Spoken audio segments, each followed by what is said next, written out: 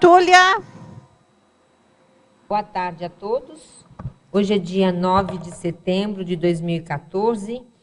Esse é o verbete 3140, tem 4 páginas, 44 logias e 7 máximos. O título de hoje, o tema é GESCOM grupal, na especialidade da gesconologia, e a nossa verbetógrafa é a Lilian Zolê, que é graduada em psicologia, pós-graduada em saúde pública, voluntária desde 2000, docente desde 2004. Ela é organizadora do livro Acoplamentário Primeira Década e do Manual do Acoplamentário. Ela é autora do livro Parapsiquismo na Infância e coautora de um outro livro na área de terapia cognitiva, EPICOM, desde abril de 2014. E ela é verbetógrafa veterana, ela está aí com quase 20 verbetes. De modo que a gente pode perguntar para ela bastante coisa sobre GESCOM. A GESCOM grupal é a produção consciencial evolutiva centrada na consecução da escrita de neoideias libertárias, cosmoéticas e interassistenciais, realizada pela equipe intrafísica, afinizada e especializada, dentro do quadro da Maxi Proex grupal. Na pensenologia, os convívio pensenes, a convívio pensenidade, o livro sendo grafo pensene fixado a grafo pensenidade.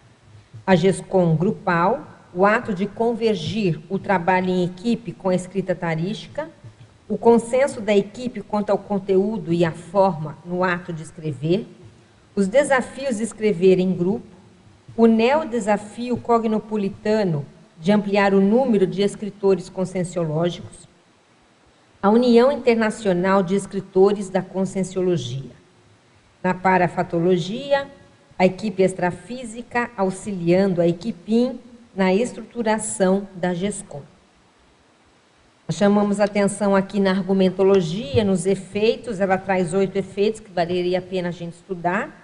E na acabativa, na remissiologia, nós temos a aglutinação interconsciencial, assinatura pensênica, coautoria interassistencial, gestação evolutiva e grupo pensene. A GESCOM grupal evidencia a inteligência evolutiva, a priorização, a organização e a deliberação essencial para a consecução da Maxi Proex, ampliando a qualificação do voluntariado. Você já refletiu sobre a GESCOM grupal? Quais gestações conscienciais você já produziu até hoje em grupo?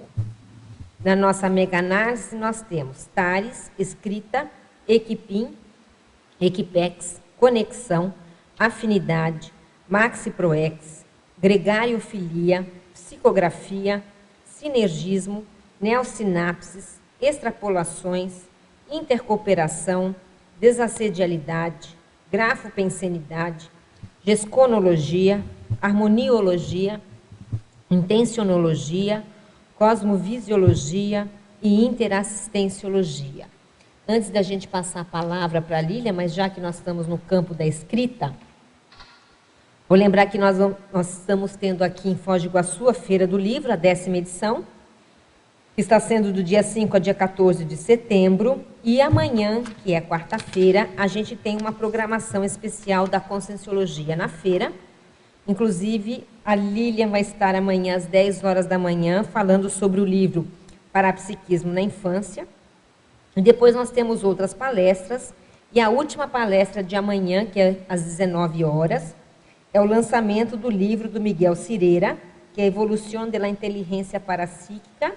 Ele é um voluntário madrilenho, não, espanhol, ele é de Barcelona, mas mora em Madrid, e ele está lançando esse livro aqui, que vale a pena, então, a gente também participar. É amanhã, às 19 horas. Pedir para o Christian, faz um close no Miguel, que ele acabou de chegar. Que é o nosso autor aí, o mais novo autor da nossa área aí de Conscienciologia. Enquanto isso, então, vamos perguntar para a Lilian, o porquê da escrita desse verbete. Bem, Mabel, primeiramente, eu entrei aqui numa catarse, digamos assim, evolutiva. Então, eu passei muito tempo como voluntária da Conscienciologia e no meu balanço da minha assim, da minha produtividade, eu vi que eu era muito mais de ação, assim, executiva, de cursos, né? Eu era uma excelente voluntária nesse sentido, porém, na questão mental, somática, intelectual, tinha uma lacuna grande, ao meu ver. Então, eu comecei a dar conta que, por ser intermissivista, né, eu vi a importância que a escrita tem por atuar como uma cápsula do tempo, né? A gente pensando aí na questão da seriexologia, né, do autorrevezamento. Eu vi que não adianta muito a gente só ralar em atividades, né, só em cursos, que são importantes, né, mas assim, há necessidade de a gente focar uma assistência mais assim, profissional, digamos assim, né, mais técnica, pensando nessa questão de outras vidas e tal. Aí eu comecei a mudar meu foco e a querer estudar um pouco mais sobre escrita. Estudar primeiro, ampliar essa questão da intelectualidade e produzir mais. Ir para a prática, que era o meu trafó da prática, e também colocar essa ação na escrita. E aí eu comecei com artigos, apresentações de painéis que tinha que escrever, né? De artigos foi para verbetes, e de verbetes foi para artigos, verbetes foi para livro, para manual, né? Manual e depois o livro, né? Então eu estou engatinhando no processo da escrita, mas eu vejo que é o caminho, é onde me abriu até mesmo por questões parapsíquicas, que eu vejo que a minha especialidade proexológica é a parapercepciologia. Mas eu vejo que através da escrita eu consegui crescer assim mais profundamente a questões do parapsiquismo e da interassistencialidade.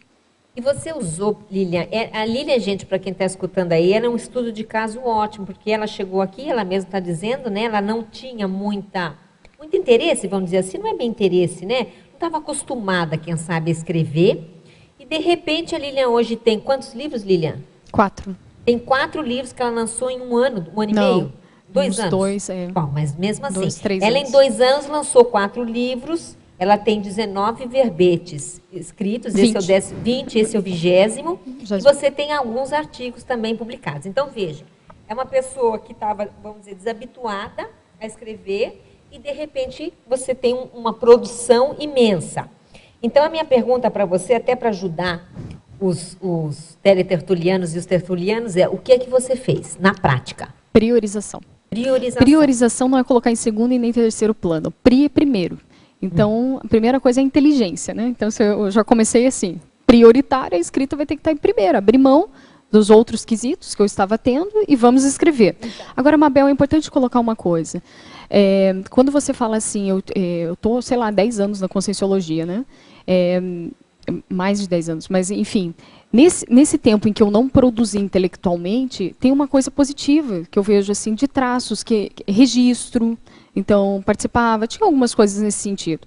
Então, mas quando caiu a ficha e completou a ligação no sentido da importância de escrever, né, dessa autoexpressão, então, ali sim, coloquei como prioritário e com as minhas dificuldades, que eu tinha dificuldade sim com a escrita, e eu acho que isso é comum, permeia várias pessoas, né, mas eu não fiz disso um obstáculo, pelo contrário.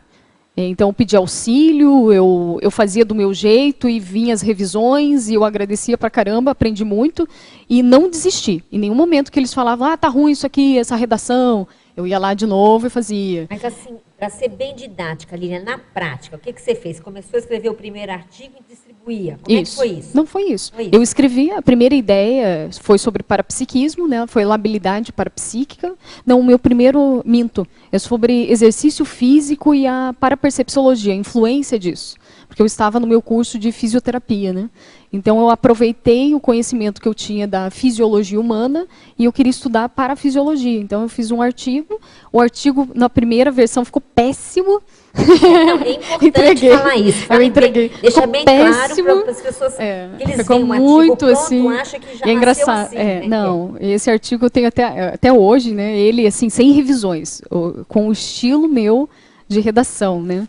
E eu lendo hoje eu dou risada, porque estava horrível mesmo. Horrível assim, tinha conteúdos importantes, mas a concatenação das ideias, entende? As nuances, né? Aquelas questões básicas, né? Então você via que para um leitor conseguir tirar a ideia ia ser muito difícil. Mas claro, aí o importante é, por mais que foi o que eu consegui na época, né? E eu distribuí para as pessoas. E pessoas assim, eu peguei pessoas que para mim eram muito importantes dentro dessa área. Então eu já levei para pessoas que eu achava assim, não, esse é bom. E não pensei em nenhum momento assim, o que ele vai pensar, avaliação, né? Algumas coisas surgiam à mente, mas não foi isso o obstáculo. E cada um deles me deu críticas assim importantes. E falaram assim abertamente. Só que não está bom, não pode ser publicado. Eu falei, então, o que eu faço para publicar? E aí você fazia o quê? Não, eu perguntava. Eu sou uma pessoa bem determinada nesse sentido. Sou chata também nesse sentido. Então, e sempre as pessoas que eu entreguei eram bem mais velhas, assim, tinham muita experiência. Um deles é o Antônio Pitagori. Né? Mabel pegou vários, né? E as pessoas falavam, não tá bom para publicar. E iam fazer as coisas delas. Eu ia lá de novo e perguntava, mas o que eu faço para publicar? A ideia não tá boa? Não, a ideia tá boa. É só a redação. Ia lá. E cada vez ia entregando outra versão, sentava junto com algumas pessoas, né? E foi indo. Estudei muito a questão do português, que faltava lacunas para mim nesse sentido, sim. Olha só. Então, então vamos lá, você não desistiu? Uma coisa importante fazer um resumo. Porque tem muita gente que a gente faz revisão e a pessoa volta para casa e quer chorar. Ela quer chorar porque o texto dela chegou todo vermelhinho. Mas não é por aí, né, Linel? Você não era assim. Você pegava o texto, falava assim, bom, mas então o meu texto, que era preto, voltou inteiro vermelho. Vermelho, não era assim? A pessoa ela abre a tela do computador e fala, agora eu vou chorar. Socorro, né? É socorro, mas então, não é por aí. O primeiro grito era socorro, que eu faço com isso. Tinha observações até nas laterais vermelho, então a folha era vermelha, né? Então eu falei, vamos por partes, né? E fui indo, as dúvidas. O mais importante, sabe, Mabel, eu vejo assim, a tendência nossa é se defender, sempre. E se a gente se defender, isso é um mecanismo, assim, primitivo, né? Se a gente for pensar, se a gente quer evoluir, vamos mostrar a nossa realidade, por mais dura que seja, mas é uma maneira da gente melhorar. Então, no momento em que você se disponibiliza e fala, tudo bem, o que pior pode acontecer se eu apresentar isso e ficar tudo vermelho, e se falarem que não vai ser publicado, o que pior vai acontecer é isso. Não vai ser publicado, porém, você tem uma outra chance de reverter o processo. Em nenhum momento as pessoas falaram que a ideia não era boa. E isso me chamou muita atenção, porque a primeira coisa é a ideia. Então, se eu estou no caminho certo, eu falei, a ideia está boa, então eu estou no caminho. Gente, o que falta é ferramenta. O copo cheio, né? Essa é a visão do copo. Perfeita, é uma visão traforista. Em algumas coisas, né?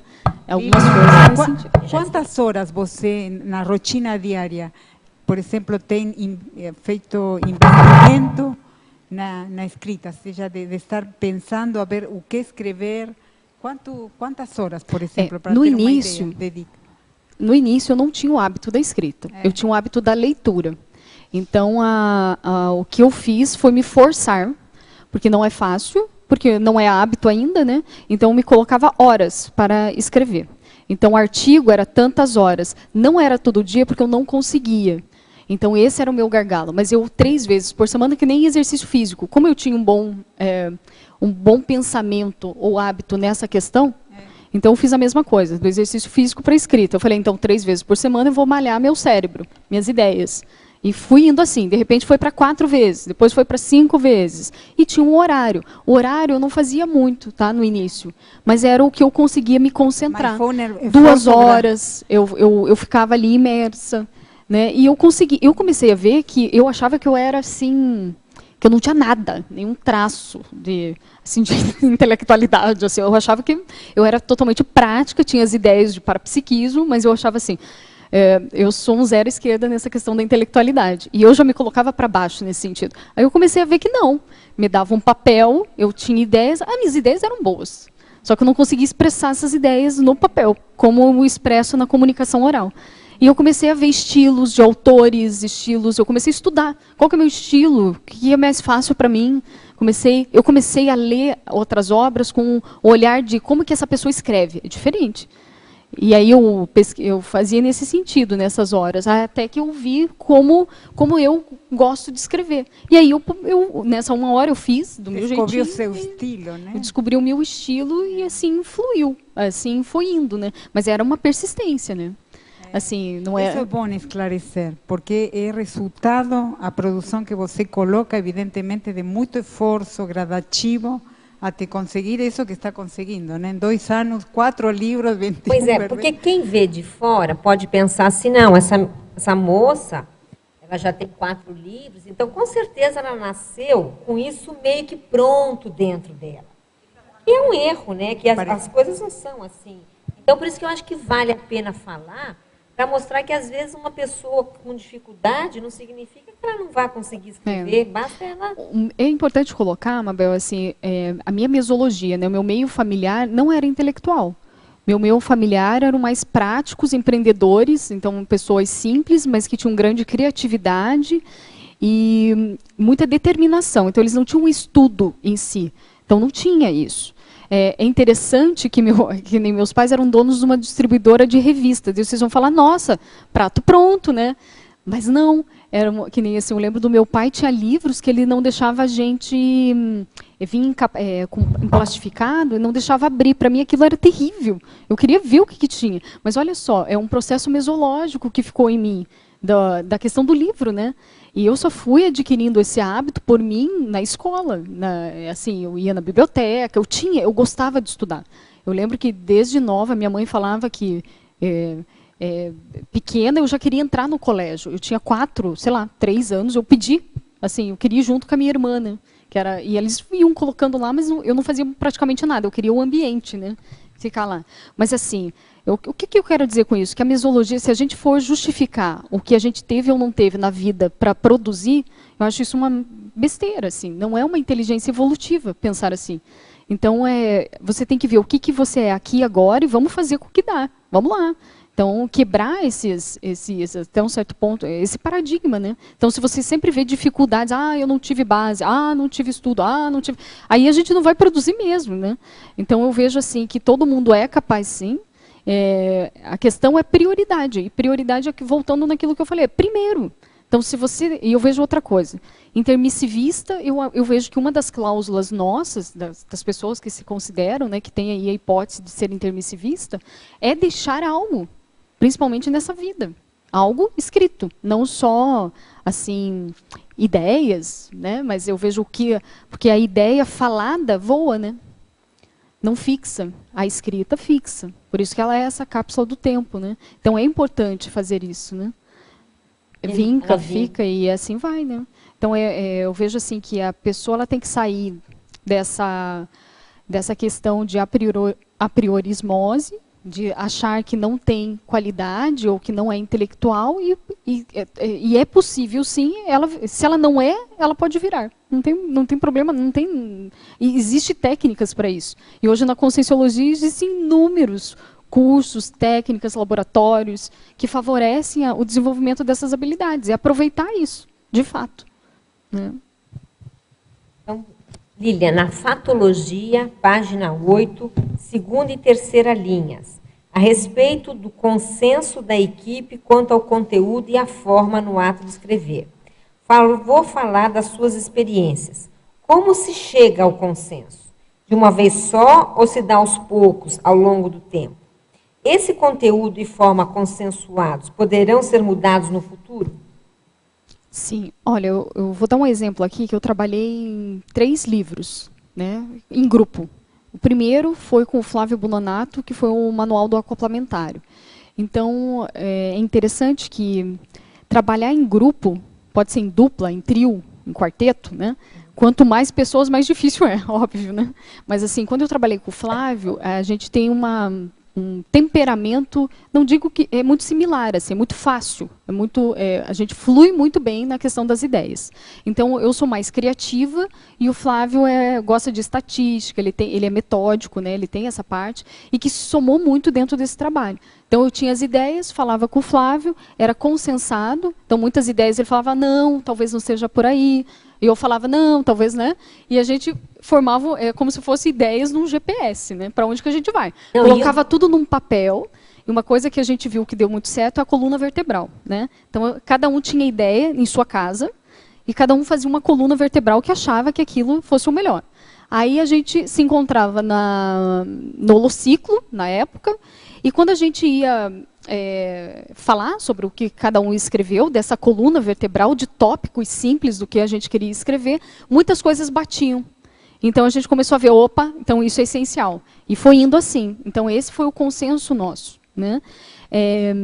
E o ritmo de trabalho, eu vejo assim, Aí, na minha questão, nesse lado eu sou metódica. Então, assim, eu falo, não, é tantas horas, é assim, é assado, eu sou assim. Então, não parece, mas eu tenho esse lado, né, de organização. E aí a gente soma, é muito importante em grupo somar os talentos. Então, se a pessoa ela é mais organizada, deixa ela organizar o cronograma da escrita no grupo. Se a pessoa ela é mais criativa, deixa ela ter essas ideias, né, inovadoras, quem sabe, né? Então, isso eu vejo que é essencial dentro de um trabalho em grupo. Mas o que a gente fez no manual foi justamente isso. E o manual saiu até que rápido. Foi um trabalho assim que existia já uma apostila do acoplamentário. Essa apostila foi realizada por vários coordenadores, foi passando desde o primeiro, segundo, terceiro coordenador. E quando chegou na mão minha e do Flávio, a gente viu a riqueza que era aquilo. A gente foi aumentando, né? E no início a gente pensou em fazer uma apostila. Não era livro, era uma apostila. E aí a gente não tinha ideia do livro. Porém, a gente foi pesquisando muitas coisas e quando a gente viu, aumentou muito o volume do trabalho. E a gente mostrou para o Valdo em forma de apostila. E nesse dia o Valdo deu um tapa na nossa cara, no sentido, né? Uma analogia, falando assim que aquilo deveria virar um livro, um manual. E foi dali que a gente investiu no manual. O que eu quero falar com isso? Que no início a gente estava priorista com a ideia do livro. A gente só via a apostila. Então, a gente queria aumentar a apostila. E a gente era muito bem intencionado. Só que a gente não conseguiu dar o pulo do gato. E o que a gente fez agora, né? No primeiro manual e assim por diante. O que eu também quero falar com isso? Começar a ver aqueles grupos. Eu sei que inúmeros professores investem tempo, energia em fazer apostilas, em cursos. E eu já vi apostilas riquíssimas. Que poderiam ser manuais, né, Lília? Da Conscienciologia. E eu vejo que é possível pegar esse material e virar manual. Então, em vez de você ficar entregando apostilas, vamos convergir esse esforço para virar um manual, um livro. Claro. Então, isso é possível. E quem tiver interesse nesse sentido, a gente, dentro da Unescom, né, a gente faz um trabalho, eu, o Guilherme Kunz e o Flávio Bononato, que já fizemos manuais, a gente orienta esse processo. Então, se tem grupos querendo desenvolver manual, a gente dá a diretriz, dá a coluna vertebral. Quer dizer, você dá um apoio, né? Você dá uma espécie de uma preceptoria para quem quer desenvolver um manual. Então, há possibilidade, sim, de todo mundo colocar essas produções, né, pequenas produções, virarem livros. Então, dentro da Conscienciologia já existe isso, esse processo dentro da Unescom, né? Na fatologia, terceira linha, pode citar quais são alguns dos desafios de escrever em grupo? Primeira coisa é a afinidade entre as pessoas da equipe. Eu vejo que o que eu vejo assim ao longo do meu voluntariado, que várias pessoas se reúnem com boas ideias e boa intenção. E às vezes têm a ideia de escrever realmente um livro em conjunto, só que não são práticas. Então elas ficam na filosofia. Vamos escrever, sei lá, sobre, convivialidade. Aí elas ficam discutindo o que seria o melhor da convivialidade, mas elas esquecem as coisas básicas, né, da estrutura do livro. Então elas ficam muito nas ideias, não sei se eu estou sendo clara nisso. E às vezes, aí um começa a se desmotivar, o outro, está demorando aqui, eu vou fazer o meu, e aí, ou seja, ninguém faz. Eu já vi vários projetos não dando certo por isso, por simplesmente assim, não agirem de uma maneira prática, assim, né, nessa escrita. O que seria o prática? São os especialistas do tema, faz de conta da convivialidade, vamos ver o que cada um já tem de pesquisa, o que cada um gosta. Já vamos listar o que a gente já tem, né? Então, não já tentar inventar roda, ou nesse sentido, né? Então, eu vejo que isso também faz a diferença. Tem que ser prático, tem que ser organizado, tem que ser metódico, sim. Então, e tem que escolher pessoas que tenham afinidades. Porque, às vezes, afinidades o que vem da convivência. Né? Então, tem que ter pessoas que você já tenha essa convivência, você já sabe como a pessoa funciona, já sabe o jeitão dela de ser, você já sabe assim, os trafores e trafares da pessoa, e ela também já sabe os seus. Então, cada um vai ajudar nesse processo da escrita. Agora, na hora que vocês estão escrevendo em grupo, uma curiosidade, vocês dividiam os capítulos ou todos faziam todos os capítulos? É engraçado, Mabel, teve livros que a gente dividia entre nós. Cada um escrevia um capítulo, e isso é uma coisa. e dava prazos para entrega e depois correções, né, passava entre o grupo, cada um colocava, somava, né, informações. Teve vezes que a gente escreveu juntos. O capítulo. Então eu já fiz as duas coisas. Que é igual que o pessoal dos inversores fizeram. Isso. Eles fizeram todos os capítulos. Eu acho mais difícil. Eu acho que é o mais difícil também. Por quê? Eu vi que perdeu muito tempo, porque, óbvio, é natural, né? Então a gente colocava no PowerPoint, capítulo para loucura. Aí e ali eu vi que não rendia. E eu sou bem prática, né? E eu falava, gente, não vai dar. Porque um falava que era para ir para o norte, outro para o sul. E aí, quando a gente via, não tinha uma linha, né, escrita. Aí chegou-se à conclusão que o ideal era cada um escrever sobre o que achava, sobre aquele assunto, fazer debates. Olha só, tem que ter muito mais tempo. E sempre tem que ter uma cabeça para puxar. Mas então, você escreve, explica de novo. Cada um escrevia por si. Isso, e depois a gente juntava as informações. Ia lá, cada um falava, trazia o seu texto, e desses textos em conjunto, a gente formava um outro e somava. Em conjunto? Em conjunto. Mas mesmo assim, isso foi uma loucura. Qual foi esse? Esse livro foi é um que vai ser ainda lançado, do Acoplamentário. Ah, tá. E eu já li. Mas você está revisando? Eu li o outro ainda. Gente, ela tem acho que mais uns 4 para lançar. É o Acoplamento Energético, Perguntas e Respostas. É esse que eu li. Você deve estar revisando. Esse a gente fez assim, então cada um fez, né, algumas partes, juntava-se, lia tudo, daí somava do que um escreveu, o outro, e demorou. Assim, não demorou muito, mas assim, foi assim, uma estratégia diferenciada. Consolidação em grupo. Isso, consolidação em grupo. Tá, mas teve muitas ideias muito interessantes, somadas, né, e assim por diante.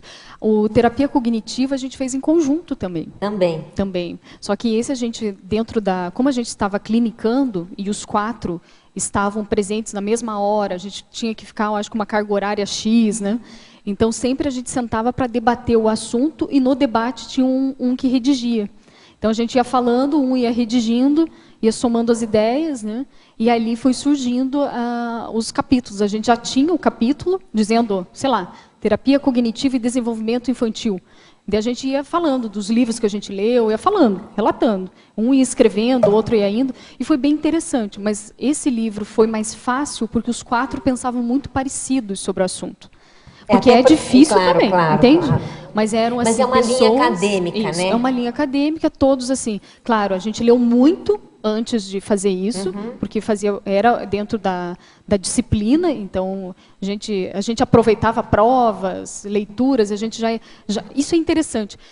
Tudo que a gente sabia que ia para o livro, a gente já pegava as temáticas de apresentação de trabalhos, tudo a gente convergia porque a gente sabia que ia virar um livro na nossa ideia, na nossa cabeça. Então tudo a gente ajustava para uma finalidade, né? E isso foi interessante, porque agregou mais bibliografia e assim por diante, né? Interessante isso.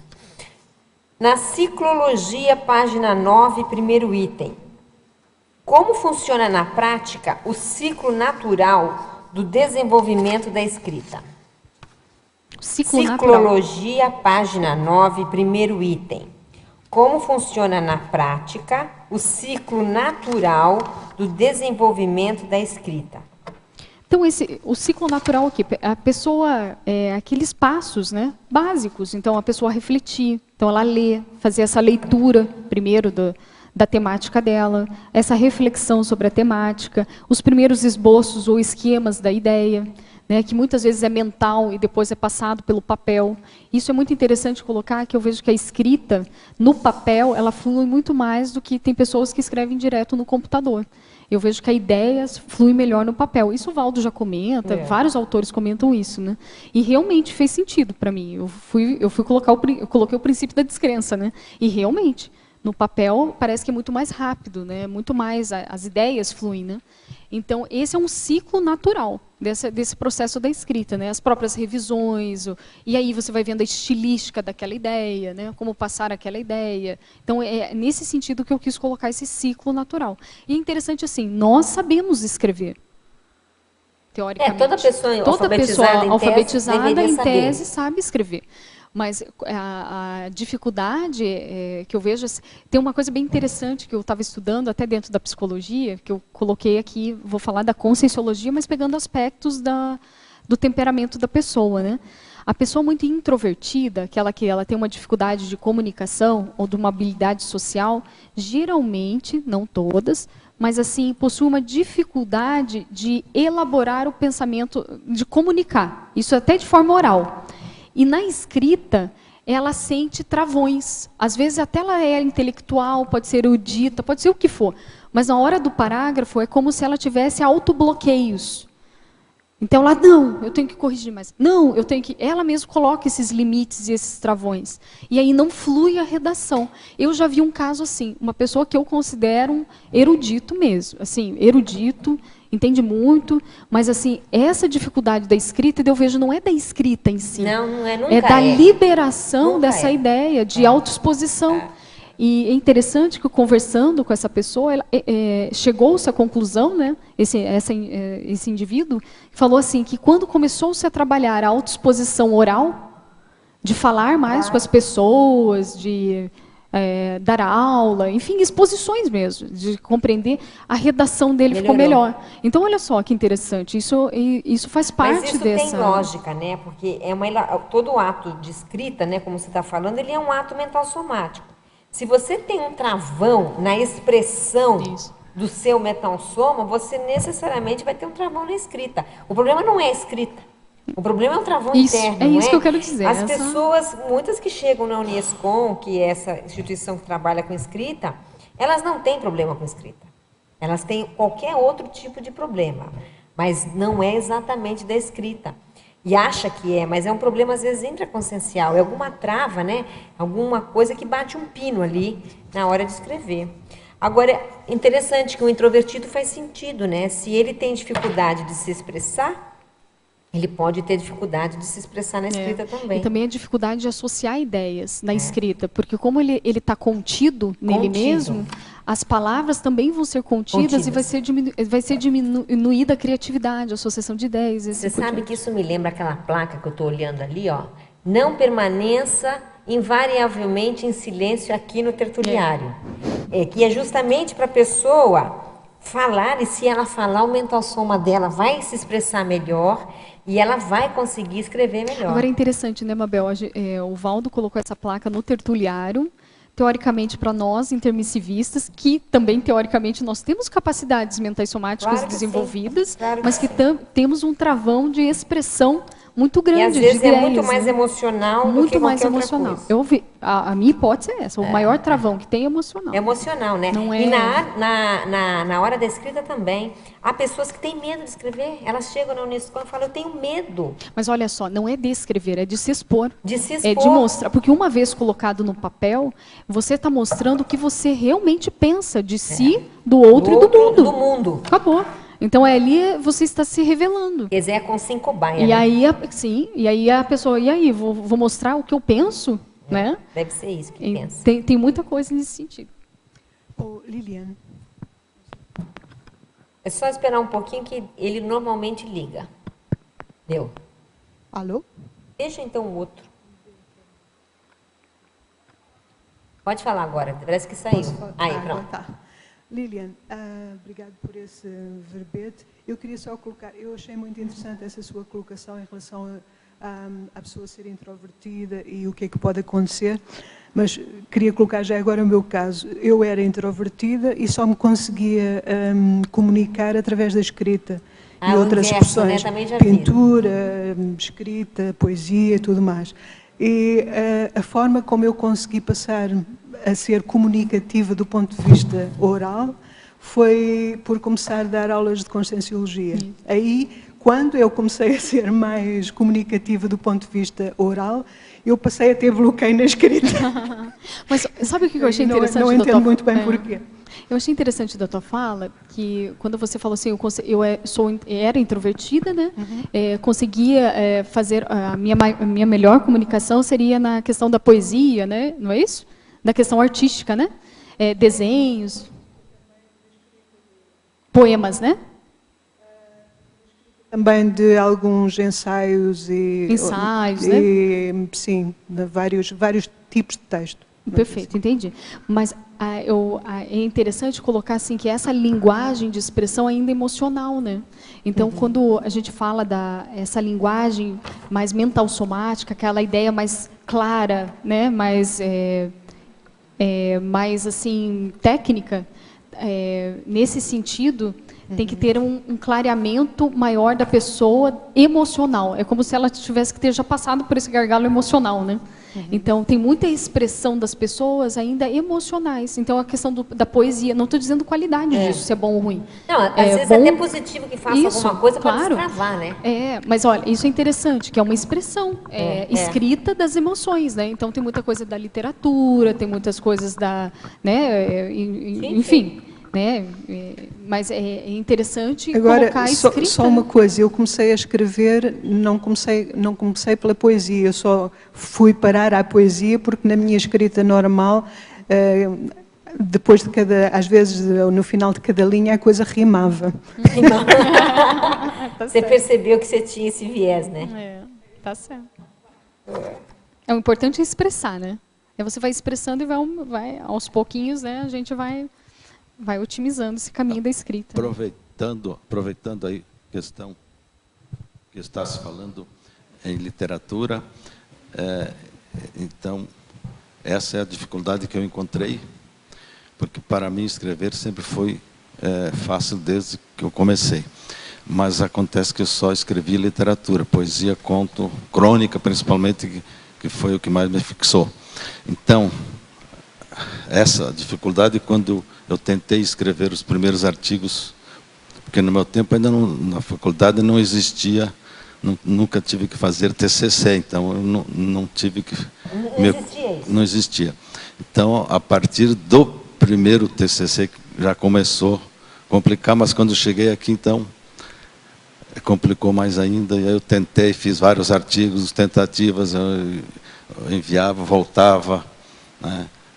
Achava que nunca ia conseguir atingir um artigo técnico-científico numa revista ou mesmo em qualquer outro.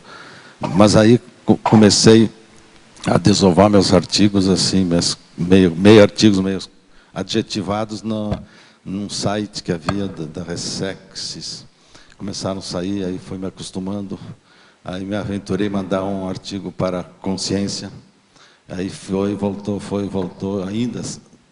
Aí quando consegui, então, na década da tertúlia, que saísse um artigo, né, já comecei a me animar, escrevi um outro que vai e vem, vai e volta, mas parece que agora está em revisão final. Então é assim, é um longo caminho que não adianta a gente querer atropelar, né? Atropelar, perfeito. Passar por cima. Às vezes aí a dificuldade é que cada revisor tem a sua ideia, a sua opinião, e dá suas modificadas, suas sugestões, a gente pomba, mas às vezes é uma sugestão que volta tudo o que era antes, mas então, a não ser que você fixe que só uma pessoa faça a revisão de todas as revisões, porque o comum aqui, como trocam muitos voluntários, então cada pouco tem um revisor que tem uma ideia diferente e nos dá uns retornos diferentes, e a gente fica às vezes sem saber o que fazer, mas vamos ter que ir, né, modificando, aceitando e contestando quando a gente acha que tem razão e comprovação, principalmente nos verbetes, que a gente precisa, quando lança uma ideia nova, diferente, ter o livro que justifique, não basta só um meio eletrônico, tem que ser um livro, uma página de um livro para justificar aquilo que a gente está querendo pretender fazer. Agora, só um detalhe para você fazer a pergunta. O que ele falou me fez lembrar uma coisa. Toda a GESCOM é grupal por causa dos revisores. Não é? Tem a GESCOM grupal com autores, sim, vários autores, mas no fundo... Sempre tem. Toda a GESCOM é grupal porque há muito revisor por detrás. Há uma equipe, né? Há uma equipe, não é isso, Cádio, que você está falando? Por detrás da história que vai longe. No mínimo, tem um copydesk no jornal, numa revista, que é o O que faz aí, ele tem a autoridade de modificar. E sem falar, né, Mabel, que assim, o escritor, tudo bem, vamos lá, colocar numa obra individual, mas mesmo individual tem assim, amparo, né? Vamos pensar. Tem. Então, sempre tem uma equipe, né, equipim e equipex, né, por trás de uma questão escrita, né, que tem muito valor, né? Claro. Penso que tem muito valor nesse sentido de deixar aqui no intrafísico essas informações, né? Aproveitando então que estamos aqui com a etimologista, me chamou a atenção aqui essa definição de Krupa, que diz que é do idioma frâncico. Você sabe que tem esse idioma, né? Tem, não é francês, não. É frâncico mesmo, é o idioma. E é uma linha do germânico ali. Sim. Mas é isso mesmo, não tem nada errado. Não. Eu só quero... Não para chamar atenção. Falar. Tá bom. Que bom que o especialista está aqui, né? O que eu queria comentar Eucárdio, que eu fui me lembrando aqui, você comentando, que quando eu desenvolvi meus artigos dentro da Conscienciologia, eu consegui desenvolver uma linguagem técnica bem própria da Conscienciologia, né? Dos artigos, verbetes, né? Quando eu fui redigir meu livro para psiquismo na infância, a primeira versão estava bem técnico. Estava totalmente diferente o estilo do livro do que ele foi publicado. A primeira versão? Primeira. Então, eu escrevi totalmente diferente. Foi capítulos de livro, entende? Era diferente. No a estrutura para psiquismo da infância. Aí eu distribuí para os revisores. Os revisores foi Kátia Aracaki, Hernande Leite, Alexander Stein, enfim, tinham vários. Uns que eu escolhi por questões do parapsiquismo, do conteúdo, para ver se estava tudo certo, né? E outros para a questão até de verificar a estrutura redacional, né, e tal. Aí a Kátia, bonitinha, ela chega para mim e fala assim, Lilian, você vai falar com que público? Aí eu tenho que falar com os educadores, com os pais dela. Lilian, esse público está fora, essa linguagem sua não está correta. E aí veio a ideia, foi interessante, de formular uma coisa mais simples. E isso mexeu com a minha estrutura. Como mais simples? Como é que eu vou fazer isso? Vou te contar a história depois. E aí eu falei, caramba, aí veio a ideia das perguntas e respostas. Eu falei, é muito simples. Eu não vou escrever isso, não. Eu falei, e aí? Que coisa, né? E eu meio que assim, não valorizei a informação, né? Agora, eu tive muita assistência nesse período.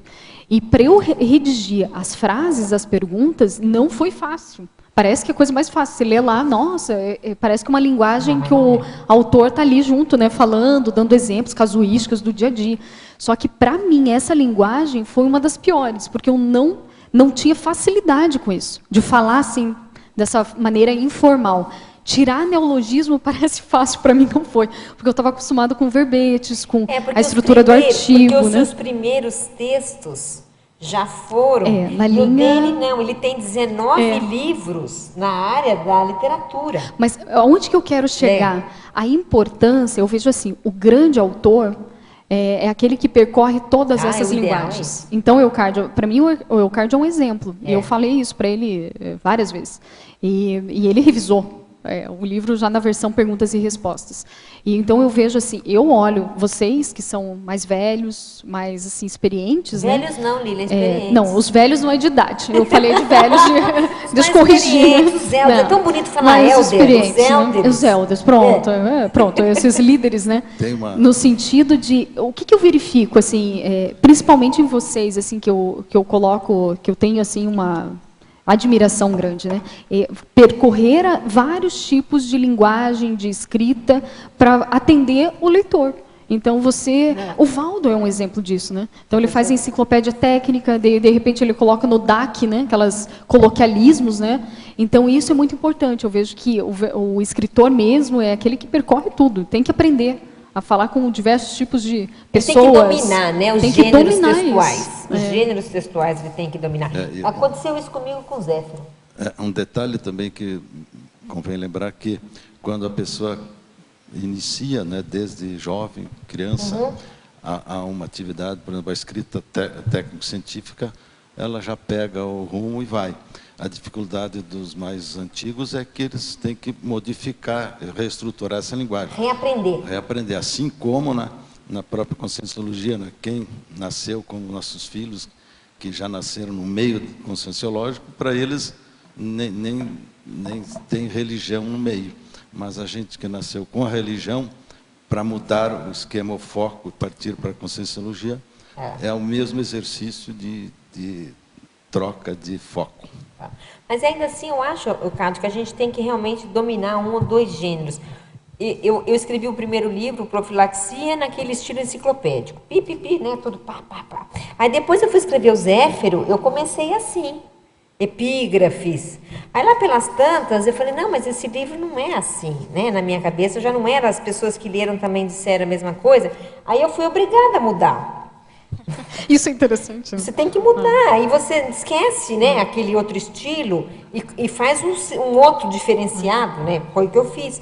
Então a gente meio que tem que pular ali. Mas sabe, Mabel, eu vejo que nem no livro Parapsiquismo na Infância, se eu fosse controladora, que no início eu falei assim, não vou mudar essa redação, né? Então tem aquela, se a pessoa for assim, ela acaba ela perdendo a assistência ali, né, para os leitores, né? Então você tem que abrir mão e ver qual que é o seu público e abrir mão para isso. O que você quer com o livro, isso, né? Qual é a intenção disso? Qual a intenção, né? Não tem jeito. Porque não é só você, né? Não. Além disso, né? E aí o que você vai atingir, adaptar, né? E vai se adaptando. Bem, binomiologia, página 9, segunda linha. Favor comentar sobre o binômio trabalho independente e trabalho de equipe. Esse trabalho independente é aquela pesquisa pessoal, né? Então, onde a própria pessoa vai desenvolver a sua escrita, né? E o trabalho de equipe é já o contrário, é o conjunto, né? É a reunião de vários pesquisadores, autores, onde eles vão convergir, vão ter sinergismo na sua escrita, na sua pesquisa. Então, agora é interessante que todo o trabalho, eu vou colocar assim, com coautores, né, exige um trabalho individual. Então, isso não tem como sair do trabalho individual, do trabalho também independente, né? Então, sempre eu vejo que nem quando eu trabalhei o manual, o acoplamentário primeira década, cada um teve necessidade de ter a auto-organização íntima, de escrever, sim, o seu texto, para cumprir o prazo e para que depois ambos os autores, nem que reescrevessem em conjunto ou algo assim, mas era necessário a organização individual para depois agrupar. Isso pega, Mabel, em trabalhar em grupo, porque se não tiver essa sintonia de organização, passam-se os prazos, às vezes não vai dar certo, fica protelando, né, a publicação, diminui a motivação, quando vê não foi, né? Então, eu vejo assim, se tiver uma pessoa que é mais organizada, isso a gente via nos grupos que eu trabalhei. Então, é ela que vai ver os prazos e vai ficar chata de tudo. Vai ficar mandando e-mail a cada semana, antes né, puxando Então, a gente tinha um acordo grupal, que é o CGC, né? Dentro desse processo. Agora, Lília, também acho que deve ser difícil se um dos integrantes, ou às vezes até mais de um, for muito autoritário, né? Sim. E quer ser do seu jeito. Aí ferrou. Aí não vai para frente, vai, Lília? Não. Aí tem muita consciencioterapia para ser feita. Mas aí, Mabel, eu vejo assim, entra naqueles grupos que eu falei que eu já observei, né, que tem muitas ideias boas, muitas vezes querem publicar o livro em grupo, porém o perfil dos integrantes não bate. Então não é questão de gostar ou não do outro, mas é questão de temperamento, de trabalho, que não tem essa... Então, um é autoritário, o outro é passivo demais. Nossa, nitroglicerina, né? Então, como é que fica? Né? Mas dois autoritários, de repente, vai ser pior. Aí os bicos... Não é? Mas dois passivos também, dependentes, também não dá. Também não vai sair, então, né? Aí que tem que juntar. Tem que estar muito claro para a pessoa que é uma prioridade esse trabalho, né? E outra coisa que eu vejo são trabalhos onde esse grupo esteja ativo...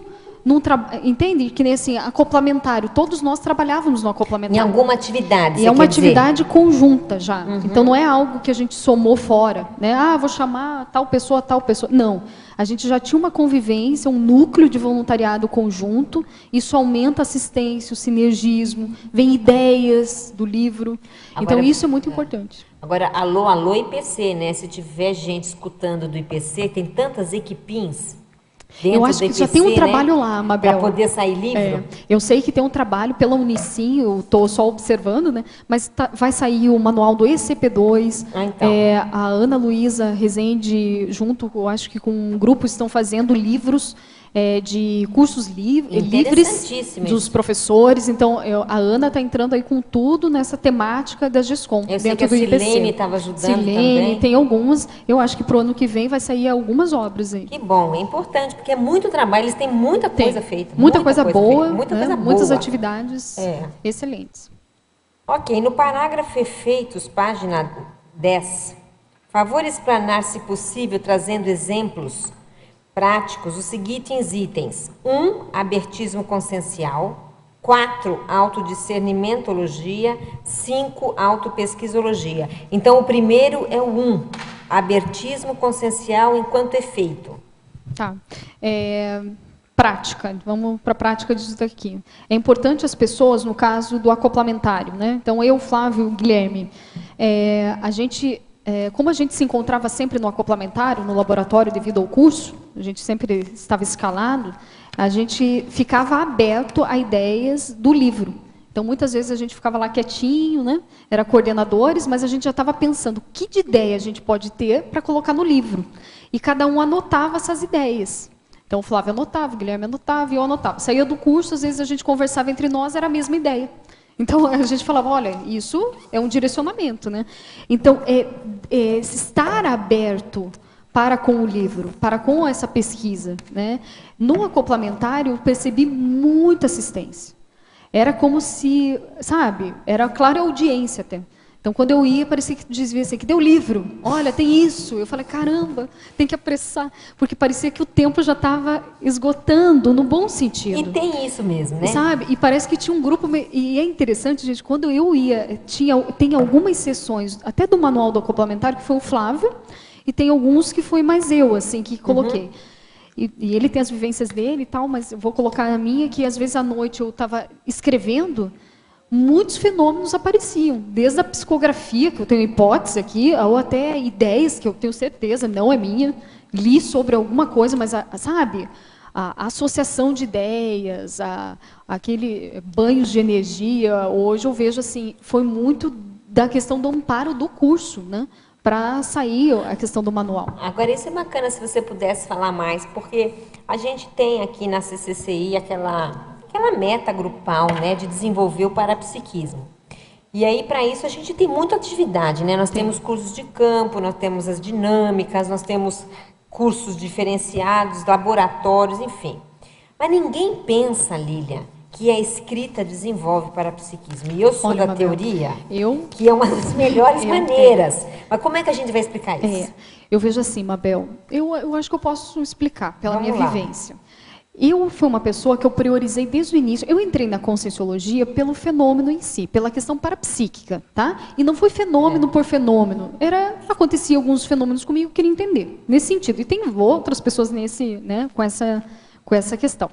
Enfim, eu priorizei muito tempo questões parapsíquicas. Então, eu entrei no acoplamentário, fiz, sei lá, 300 acoplamentários. Nossa, você foram 8 anos de coordenação? Então, fiquei um monte. Então, eu priorizei porque era necessário, compreende? E era necessário mesmo. Porém, quando eu vi que a questão intelectual, olha só, parapsiquismo com emoção exacerbada não dá certo. A gente sabe que vai dar boi na linha, né? A gente já sabe disso, pela habilidade parapsíquica e outros quesitos mais. Quando você trabalha com a intelectualidade, você se equilibra mais. E não só, você equilibra a questão dos pensamentos, as emoções tendem a ficar também mais equalizadas e você também controla o teu corpo físico, porque você fica horas refletindo e escrevendo. É um processo, né, que exige do holossoma. E isso favorece descoincidência. Eu estudei descoincidência na escrita e foi um dos melhores momentos que eu tive descoincidência. A questão da clarividência, por causa que a descoincidência, como você está mais passivo, alerta com as tuas ideias, dentro de você mesmo, esquematizando alguma ideia, muitas vezes, para mim, é como eu tive vislumbres, eu tive clarividência ali. Tive clareaudiência. Lateropensenidade. Lateropensenidade, que tem a ver com a clarividência. A questão de psicografia, se é que existe assim uma mini, que não é aquela psicografia da escrita automática, né? Mas assim, questões assim de vem a ideia, aquilo você escreve abruptamente e quando você lê, não era aquilo que você estava pensando, né? E você vê que tem lógica dentro do que está da temática, né? Do que você e estava refletindo. Então, existem inúmeros fenômenos, e que eu vejo que a qualidade desses fenômenos é muito mais profundos.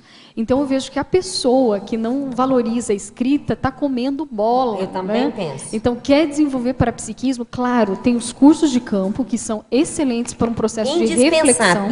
Indispensáveis, que é uma câmara de reflexão, de reciclagem. Mas a pessoa não pode sair dali e ficar limpinha com as energias e não fazer nada. Eu acho isso assim uma perda de tempo.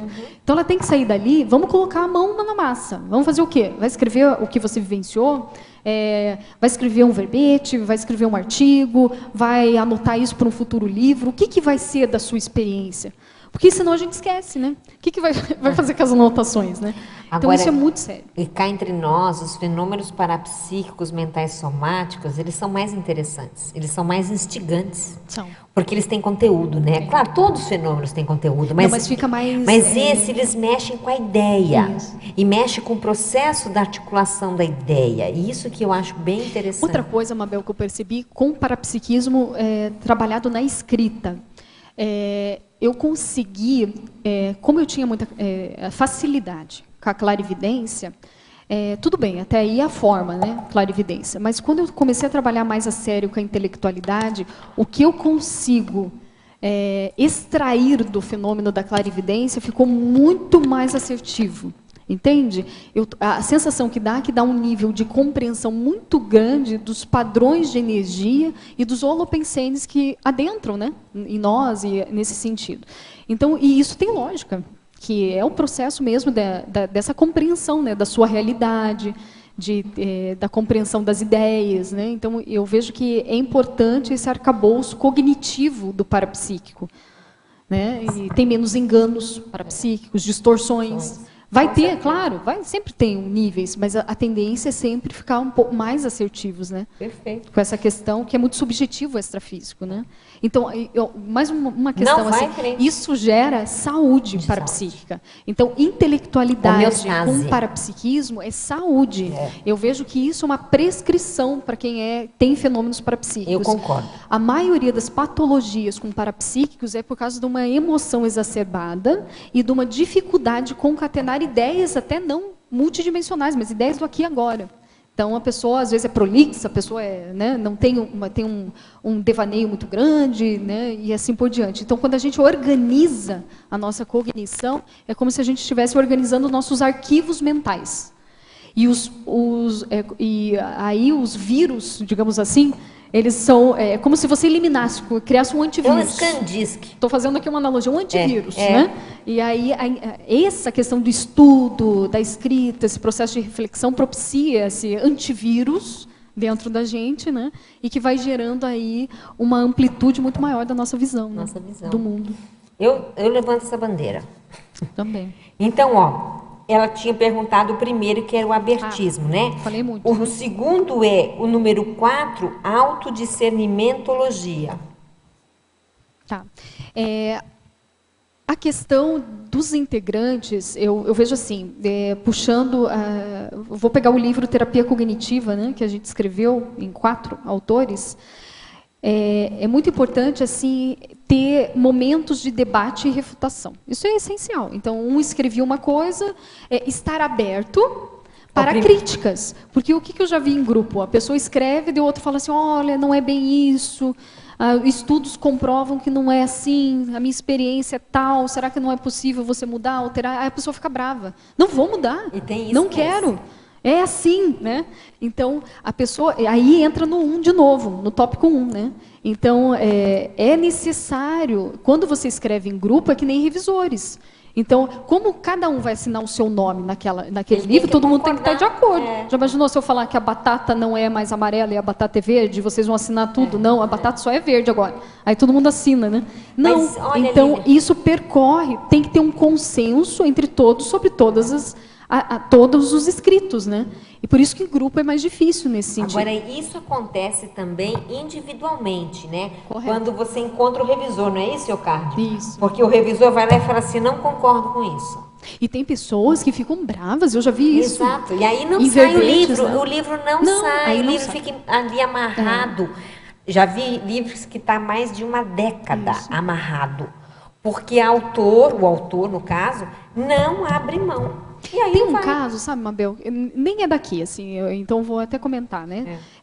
Então a pessoa, ela deu um termo para um livro, só que esse termo, até um certo ponto, é novo, é como se ele colocasse em duas linguagens da psicologia. É o título ou não? É uma sessão. É uma sessão. É uma sessão. Tá. Porém, e não sai o livro, né? A editora vai lá, conversa, os revisores vão lá, né? E tem uma certa lógica dos revisores. Aí o livro chegou para mim, né? E eu revisei e eu falei assim, vem cá, você quer que esse livro saia para o autor, né? Eu quero muito, e está empacado assim anos. Eu falei, é essencial essa palavra que você está colocando? Aí ele falou, não, mas para mim é. Aí eu fui colocando um questionamento socrático, que é refletir com a pessoa, jogar coisas, né? Talvez, se você mudasse esse termo, jogasse no texto de uma linguagem tal, né, e tirasse aquela palavra que está empacando, né, e você jogasse outras questões que levantem essa mesma temática que você quer. Aí ele pensou, ele não tinha pensado, a pessoa não tinha pensado sobre isso. E travou anos de publicação do livro. Então eu abri mão, né? E às vezes são coisas bem simples, né, Mabel? Então às vezes mas aí acontece que é o apego. Eu vejo, mais que apego, é vaidade. É vaidade. É uma vaidade, um orgulho. Impressionante, né, isso. Quer dizer, a pessoa empaca pro ex dela por uma vaidade, vocês desculpem o termo, mas é burra. A vaidade burra, na maioria das vezes, né? Então, e o livro fica empacado. E o pior, ela fica frustrada. E ainda ela fala que a culpa é do mundo. E tem pessoas que têm receio da publicação por pequenos erros que possa cometer. Então, isso é vaidade. E também a gente sabe que revisão sempre tem revisão, né? Nunca tem fim. Olha, eu tenho revisão não tem. Então, vira e mexe, você pega teu livro, você vê, puxa, olha só, a diagramação ficou assim. Ou se é uma palavra erradinha, e que não é que você que redigiu, mas na hora da diagramação aconteceu alguma coisa. Aí a pessoa fica com receio, o que vão achar de mim? O que é isso? Olha só, a pessoa só está pensando nela. Então, volta-se para ela, né? A vaidade, ela não está vendo o que é aquilo, o melhor proveito daquilo. Ou, né? Claro, está errado, vamos consertar. Não é para ficar, né, banalizar isso. Mas, assim, não ficar travado por causa disso. Né? É nesse sentido. Exatamente. A gente pega um livro, a primeira coisa que o autor faz é procurar um monte de erro. E sempre acha. Eu devo ter uns 20 páginas marcadas no livro agora. E assim vai, né? E letrinhas que entraram. Onde veio aquela letrinha? A letrinha está no meio do texto. E acontece. Número 5, autopesquisologia. A convergência da pesquisa individual com a grupal. Então, isso é muito importante no trabalho em grupo. Então, o que a gente fez, puxando aqui o acoplamentário, cada um de nós, então eu, Flávio e o Guilherme, a gente já havia pesquisas pessoais sobre alguns assuntos. Então, o Guilherme, eu acho que é da materpensenologia. O Flávio é sobre estatística, ele faz estatística praticamente de tudo, né? Então, a gente já sabe, o anuário, né? Mas ele também tem as pesquisas individuais de temperamento, perfil, a questão parapsíquica, né? Então, eu também pesquiso a questão da parapercepciologia, né? Também entra um pouco dentro desse processo. Então, a gente tem um foco individual das nossas pesquisas, porém, em grupo, a gente só soma essas pesquisas. Então, cada um é como se fossem especialistas, né? E vamos falar sobre aquele assunto que ele entende. Então, isso é muito importante, ter a pesquisa individual e aí sim completar a grupal. Então, esse é importante. Porque tem pessoas que acham que escrever em grupo em grupo, cada um, se vira, né? Cada um vai lá e escreve, acha que não tem aprofundamento na pesquisa, né? Não é uma muleta, que é mais fácil. Né? Que é mais fácil. Fala assim, mais fácil, imagina, divide em 6. Quanto mais pessoas é pior, né? Mas, assim, para um livro ficar bom e ser assistencial, há necessidade dessa reflexão, desse aprofundamento da pesquisa. Não tem máscara, isso vai ficar visível, né? Então, isso que é importante dentro do livro trabalhado em grupo. Quanto mais sério, individualmente, a pessoa trabalhar a temática de pesquisa, melhor vai ser para o grupo, né? Para aquela pesquisa grupal, né? E assim por diante. Agora, você estava falando que quanto mais gente é mais difícil, né? Faz um cotejo, o que é escrever sozinho, o que é escrever em grupo. Sabe, Mabel, agora me veio uma ideia assim, a enciclopédia da Conscienciologia é feita por 400 autores, é isso? Então, né?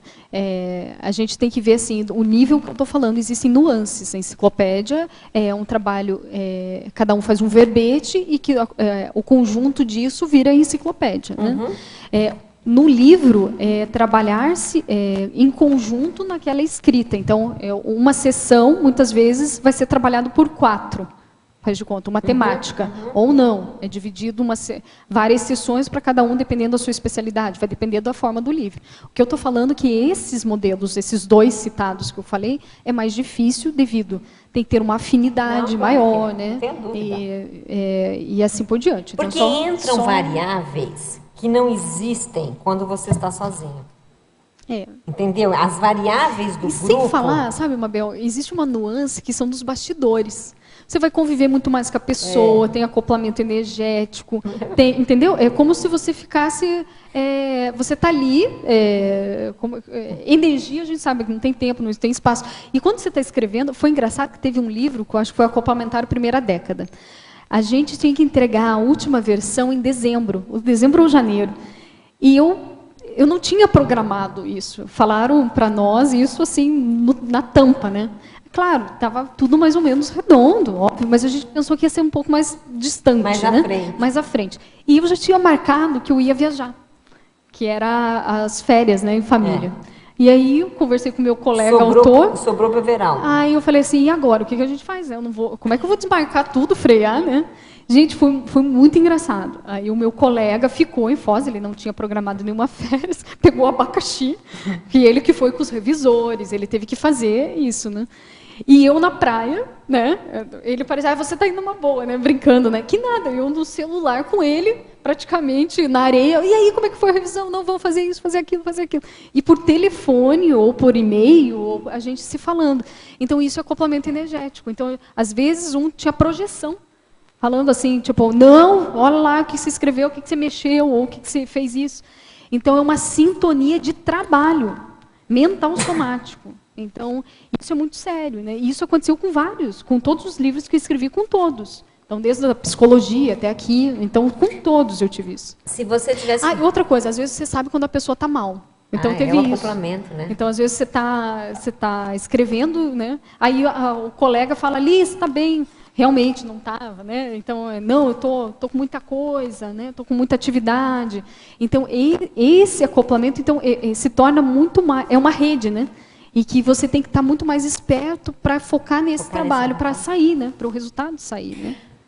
Mas se você fizesse, então, uma comparação, um contejo entre fazer um livro sozinho, no caso, ou um livro em grupo, que consenso você chegaria, Lilian? Você fez os 2, você fez sozinha. Mas consenso em qual sentido? É assim, ó, o que é mais fácil, o que é mais viável, o que você acha mais interessante, ou independe? Olha, Mabel, eu acho que independe. Eu vejo assim, se você está com um grupo de trabalho, vamos colocar o exemplo acoplamentário, que já tinha uma afinidade das pessoas, a gente já sabe que tem pesquisas individuais voltadas para a mesma temática. E as pessoas são, assim, amigas, né? São sinérgicas. Vamos trabalhar em grupo, não tem problema nenhum, porque o resultado vai ser para aquela especialidade. Então, tudo é assim, tem que analisar cada caso. Isso não quer dizer, dá para escolher, mas depende da maturidade da pessoa. Assim, saber escolher também. Saber escolher. Eu acho que no grupo o problema é saber escolher. Saber escolher. E, então, tem que ter esse sinergismo nesse sentido. Isso tem que ser frio nessa análise, né? E a questão do individual, eu vejo assim, sempre tem que ter uma base individual. Um livro individual é um marco. Quando eu escrevi o meu sozinha, foi totalmente diferente do em grupo. Foi, né? O assédio foi diferente, o contrafluxo foi diferente, né? O amparo também. O amparo é diferente. Vou falar do amparo, né? Amparo. Não, mas tudo eu vejo assim que faz parte, claro, e é positivo, tá tudo ensinando. Sobre então. Esse assunto aí, dá para lembrar do tempo de redação, né? De escola, quando a gente fazia trabalho em grupo, né?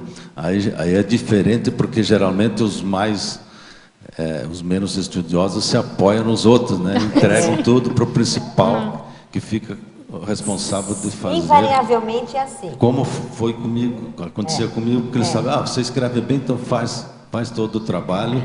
E eles só assinam, dão Mas sabe, Eucádio, uma coisa interessante, que pelo menos o que eu tenho aqui dentro de exemplos, né, do que eu passei, tanto do acoplamentário, os 2 livros do acoplamentário, as pessoas muito sérias. Sim, e eu vejo que eu fui diferente. hiper inteligente em pegar esses amigos, né? O nesse nível sentido. já é mais ou menos igual.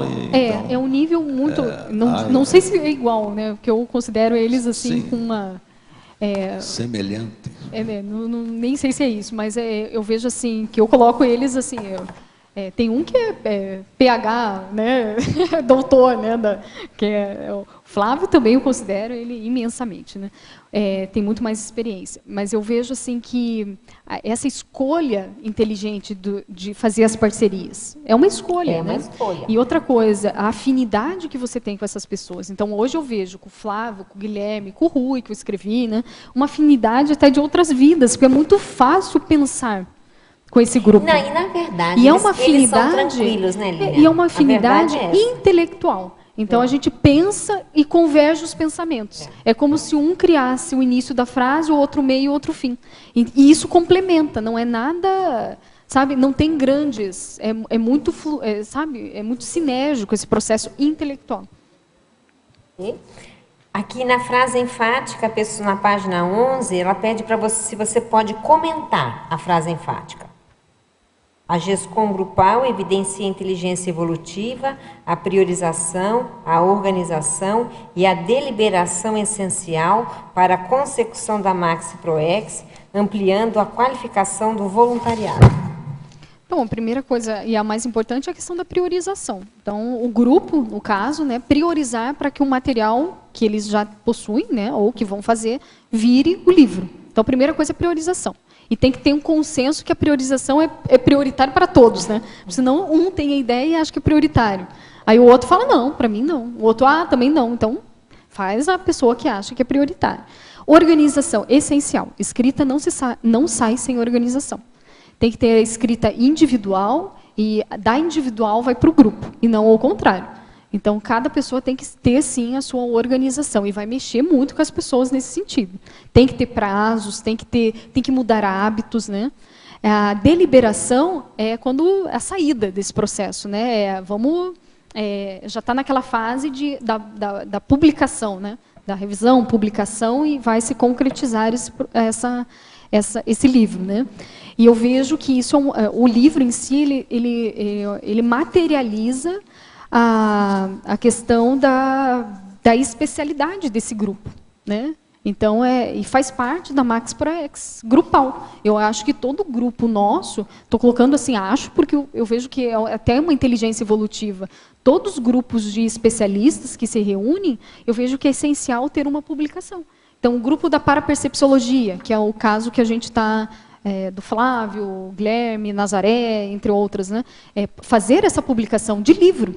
Então, sei lá... Não fica devedor, né? Isso, os próprios colégios invisíveis, né? Ter um foco de materializar isso. Que isso vai ajudar outras pessoas. As próprias, né? Dinâmicas poderiam... Dinâmicas, o livro do Moacir, da Rose, né? É. Então, eu acho que todo produto, todas as ideias, né, devem virar nesse produto final, que é o livro. Porque você já pensou, a gente vai embora, dessoma. O que vai ficar, né? As ideias, né? E aí outro grupo pode acessar, que tem a mesma especialidade com você, e pode aí aumentar as ideias, ou refutar as ideias, ou seja, é aquilo que vai marcar, né? Você vai abrir caminhos não só para você, mas para outras pessoas. Então, isso eu vejo que é extremamente inteligente. Em Parafatologia, página 8, terceira linha. Como foram as extrapolações parapsíquicas vivenciadas? Pode expandir? Você falou alguma coisa, mas podia... No meu caso, assim, pegando o meu livro pessoal, eu vi, assim, primeira coisa... Quando eu tive, então, o meu livro, a primeira versão, ele era bem técnico, a linguagem era muito similar à enciclopédia, então, e para mim estava ótimo, nossa. E a primeira coisa que eu tive, percepção de amparo, banho de energia, clarividência de amparador e clareaudiência falando, não, muda isso. E eu ainda discuti, não. Eu tive aí o meu primeiro momento, né, Mas, assim, então, foram fenômenos que ocorreu para direcionamento dessa publicação. Então, eu tive que mudar o estilo. Não foi fácil a linguagem que eu escrevi no Parapsiquismo na infância, porque era uma linguagem coloquial, informal. Tive que me flexibilizar cognitivamente.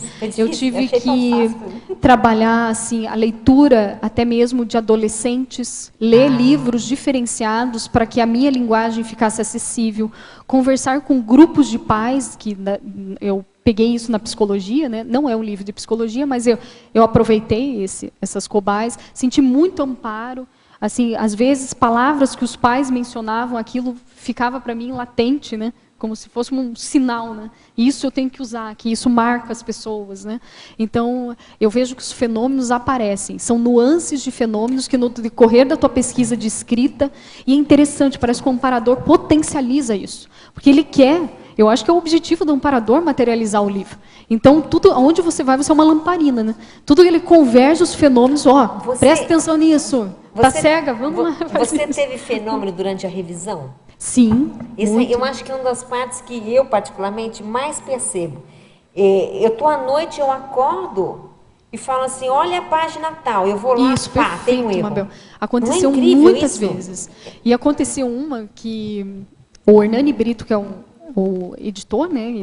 Ele dá risada, porque vira e mexe estava indo ali na sala da editoração, né? Que trabalha junto com editares e tal. E às vezes eu acordava e vinha de manhã, que eu tinha certeza, eu tinha o número da página, isso aí, e eu falei assim, aqui tem um erro e eu não quero esse erro, assim, tem que mudar isso aqui, né? Porque não era bem um erro, era uma palavra que eu vi que, sabe, tinha alguma, era necessário. E aí eu pegava a página batata, tava lá. Aí ele brincava, né, mas como é que você viu isso? Eu falei, ou às vezes tinha erro mesmo, que passou batido em revisão, e que vinha, não, tal coisa. Então, há uma orientação extrafísica. Isso, então, total. assim como tem revisor intrafísico, eu acho que tem para-revisores. Tem. Né, dentro daquela especialidade que você está escrevendo. Né? Eu tenho certeza então, disso. é muito sério. Ali, eu vejo assim, que a escrita é vivenciar a mini-peça. Você tem, pelo menos, o esboço do que é ser uma mini-peça, que tem uma equipe inteira trabalhando ao teu redor, para um objetivo em comum, e que você comece, se você estiver lúcido para isso, você aprende o que é liderança interassistencial. Epicentrismo consciencial eu aprendi dentro da escrita. Porque você vê, às vezes a gente não observa como a nossa atitude, ou a sua fala, ou a sua expressão pode influenciar pessoas, grupos, né? Positivamente ou não. E na escrita eu vejo que você trabalha com a questão tua de força presencial. Então, desde o início da tua escrita, até no meio e até no final. O desassédio mental somático. Então, se a pessoa estiver com maior acuidade durante esse processo, ela pode tirar muito proveito disso. Professora Lilian, parabéns pelo verbete. Favor comentar o seguinte, a metodologia utilizada na produção da GESCOM grupal depende das pessoas envolvidas. Como definir a metodologia? Há algum padrão? Olha, a metodologia, sim, vai ser desenvolvida em grupo, se o livro é em grupo. A gente fez o trio de autores do acoplamentário, né? A gente fez um esqueleto básico de como construir um manual. Isso a gente já tem uma proposta. É o Guilherme Kunz, então me poupe, né, Guilherme? É um dos autores. É um dos autores, então ele sabe disso. Então, a gente tem uma coluna, assim, vertebral, de como, assim, ser mais... o que a gente pensou nisso? Para cada grupo que já tiver um material pronto, ele conseguir reorganizar no estilo de manual, porque não é simplesmente passar a apostila e levar para editares para virar livro, não é isso, gente? Tem que mudar a linguagem, tem que mudar a estrutura, não é assim. Então, exige detalhamento. Tem que adaptar a linguagem. Adaptação. Então, tem gente que pega a apostila para nós e, vira livro. Não é assim, não. Então, não é tão fácil também assim, não. Né? Não é uma mágica. Então, existem, sim, detalhes específicos que fazem a diferenciação da apostila para o livro. Então, a gente fez essa estrutura, essa coluna vertebral, de um manual básico. E que isso que a gente está disponibilizando pela Uniescom. Então, quem quiser, está disponível na Uniescom, é só entrar em contato, né? A gente pode dar preceptoria. Mesmo. Isso, com a Mabel, que está aqui, né?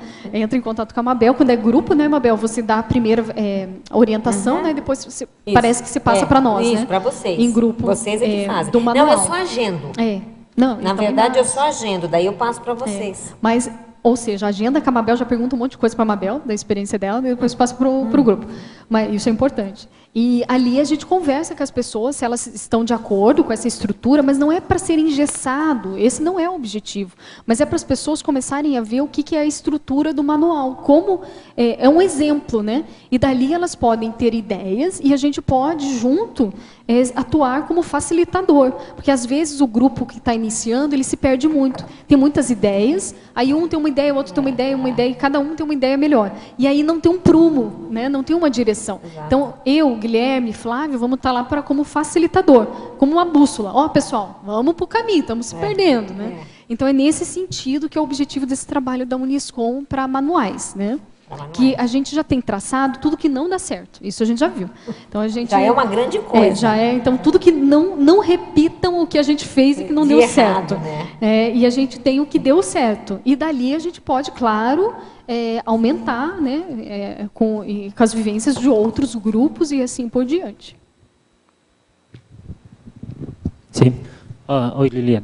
A pergunta seria, nos casos que você escrevia um grupo, como surgiram a ideia da escrita em grupo? Ou seja, foi uma pessoa que teve a ideia da escrita em grupo e procurou as demais pessoas? Ou aconteceu alguma sincronicidade, falando comum, seria bom fazer um livro, sim, que tal? Ou seja, foi uma coisa mútua das diferentes pessoas ou normalmente é que procura o resto do grupo? Eu tenho 3 exemplos diferentes para te dar. O primeiro é o manual do acoplamentário, que eu e o Flávio, a gente só pensou em fazer uma simples apostila, que já era, tá? Do métier do curso fazer a apostila, e a gente só ia atualizar a apostila.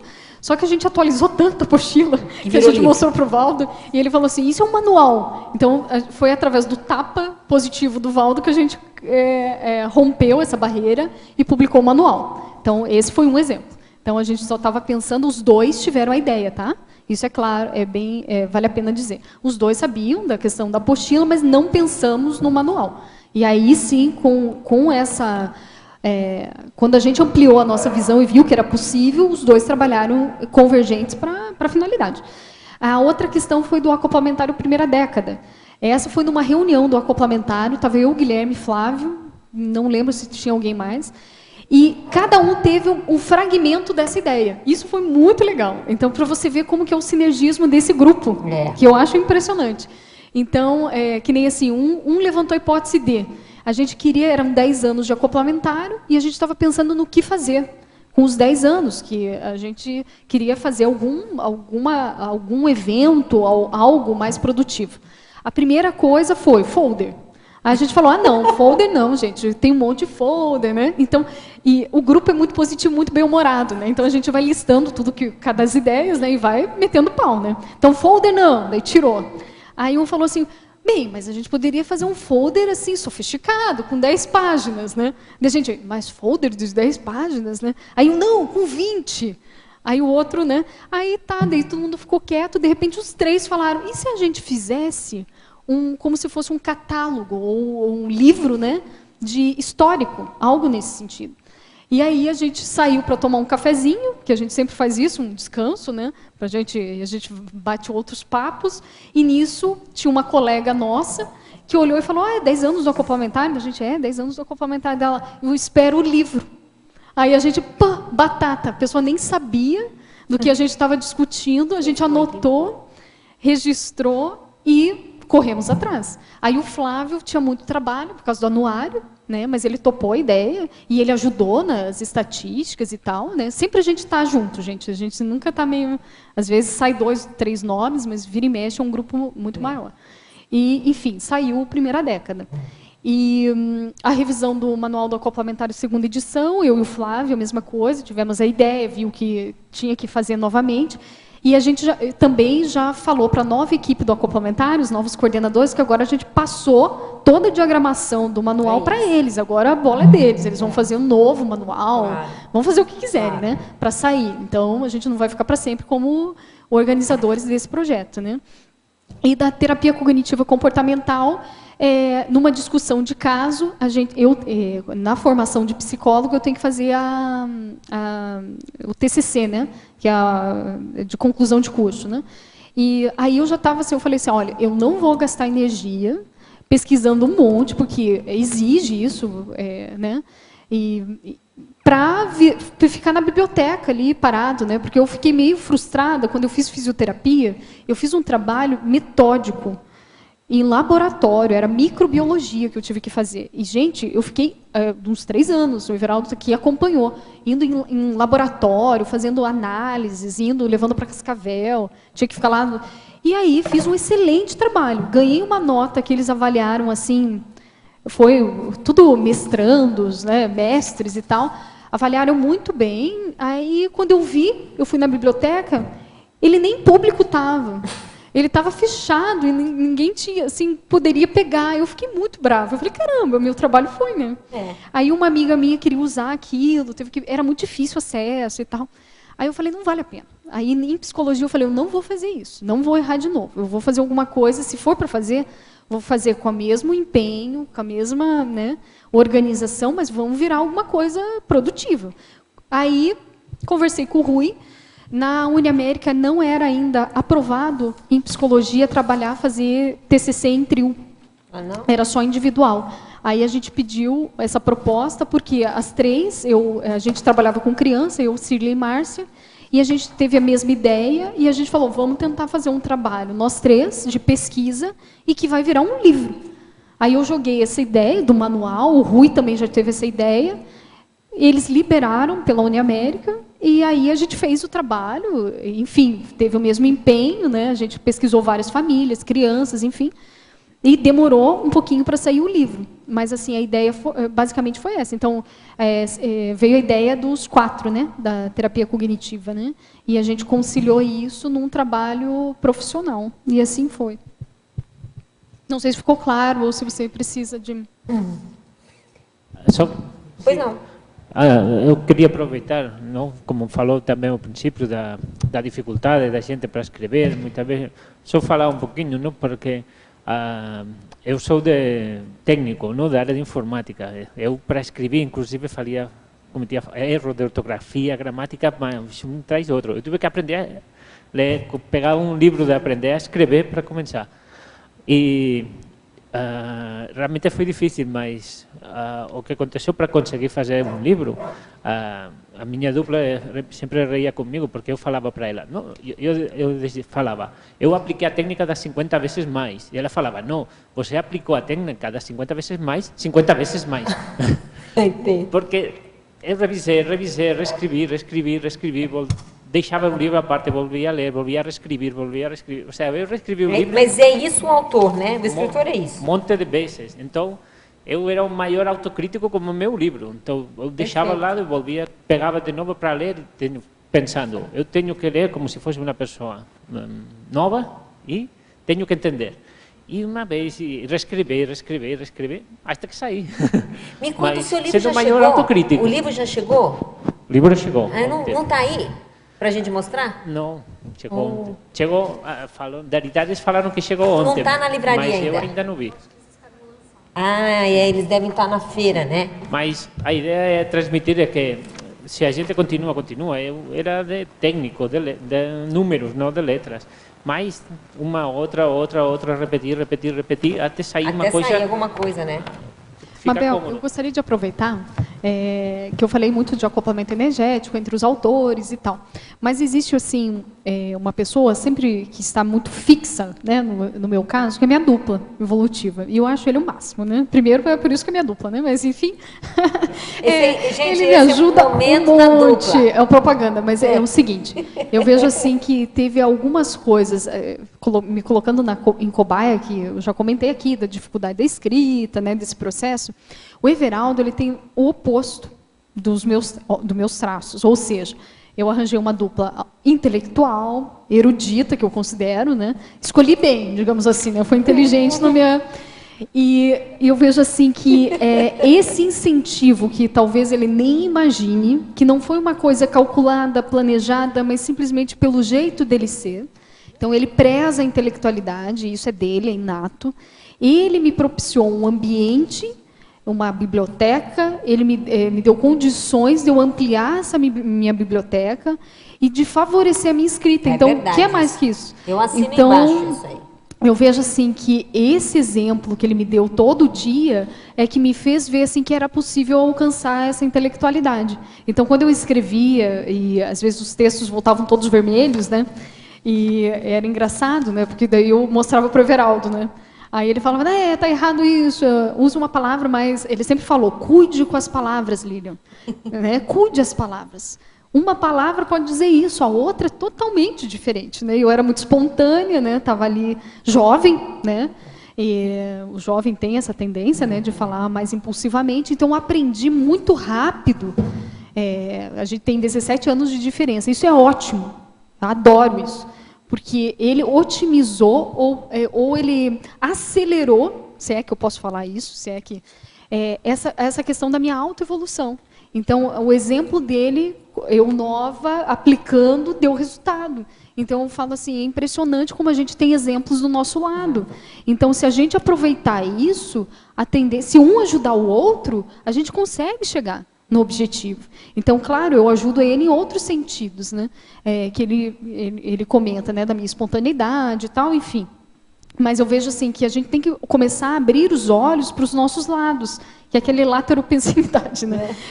Nesse sentido, claro, não é tão bem isso, mas no sentido de prestar atenção na qualidade das pessoas que estão com você e vamos convergir esses talentos, ou convergir também talentos, lacunas, talentos, né, para chegar nessa produção intelectual, uma gestão grupal. Isso é muito importante. Então, existe sempre um pilar junto com a pessoa, né? Então, no meu caso, a dupla evolutiva. E garanto que muitos aí escritores, com as suas duplas, tiveram esses pilares. Claro. Então, de autossustentação energética, né? E assim por diante. Então, isso é muito importante enfatizar.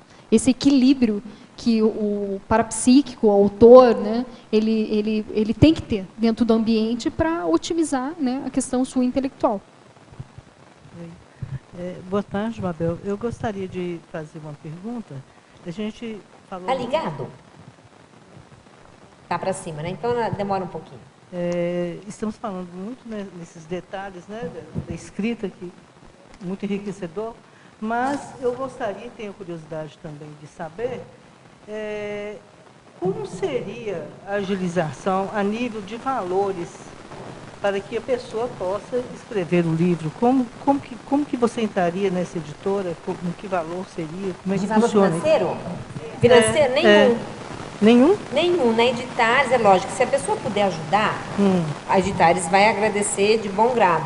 Mas você não precisa ter dinheiro para publicar o seu livro. A Editares, ela existe para isso, para viabilizar as obras dos cognopolitanos. Então, você não precisa ter nenhum saldo financeiro. Agora, eu tenho um livro que eu paguei porque eu quis e tem um outro que não. Então, depende da pessoa, mas não é necessário de modo algum ter dinheiro para publicar um livro. Se a pessoa tem essa condição, né? Não, se ela tem essa condição ideal, é lógico que ela ajude. Então, tem livros, aconteceu a mesma coisa com a Mabel. Teve um livro que eu banquei. Exato. E é interessante, e tem dois que eu não banquei. Caramba, estou em débito ainda lá com a Editares, nesse sentido. Eu gostaria Mas de sabe o que é todos. legal dentro desse processo? Quando eu banquei, eu vi assim que aquilo, claro, tem o valor da sua obra, tá tudo bem e tal, mas assim, você propicia que um outro autor, eles consigam auxiliar um outro, entende? Então é um fluxo, e eu acho que vai muito dessa reflexão do autor, né? De pensar, se você tem condição, por que não fazer esse auxílio? Claro. Porque você também está auxiliando não só a sua obra, mas também de outros, né? Que estão entrando nesse circuito. E a retribuição é imediata. Então, tanto o manual do acoplamentário quanto a primeira década, a gente não arcou. Então, o processo inicial seria procurar esse manual, né? Eu acho assim, a gente tem, já na minha idade, a gente tem já uma mala de ideias que a gente já carrega, né? De experiências dentro do parapsiquismo. E eu acho que seria interessante, porque eu mesmo tive muita dificuldade de encontrar pessoas para conversar sobre isso, até encontrar conscienciologia, né? Então, eu gostaria de ver essa possibilidade. De escrever um livro? Não. Nossa, o que a gente mais... Então, o processo seria procurar esse manual primeiro. Sabe o que é interessante? Não se você um não tem... Explica o manual. Não, mas sabe o que é interessante? Na Uniescom, que é uma instituição voltada para a escrita, existem cursos específicos, Mabel, me corrija se eu estiver errada, para pessoa, assim, desde campos de escrita, se caso a pessoa ela ainda não tenha, ela tem só ideia, né? E dentro desses campos, sempre vai ter um autor da Conscienciologia 2, né? E que eles estão ali disponíveis. Então, a pessoa ela pode... Tem uma assessoria, né? Tem assessoria, onde a pessoa ela mostra o que ela já tem. Ou e a pessoa não tem diz... nada. Ou não tem nada. E o No meu autor caso mais específico, orienta. Eu já estou fazendo 2 meses que estou aqui e vou ter que ir à minha cidade, que eu tenho coisas a resolver, ficaram pendentes. E eu gostaria de já agilizar alguma coisa e ir lá e preparar para um retorno. O que existe na Uniescom é assessoria. A assessoria são 2 autores que vão conversar contigo sobre o seu livro. Ou você tem alguma coisa pronta que você vai entregar para os autores, ou às vezes a pessoa chega lá sem material nenhum, mas se discute o futuro livro dela.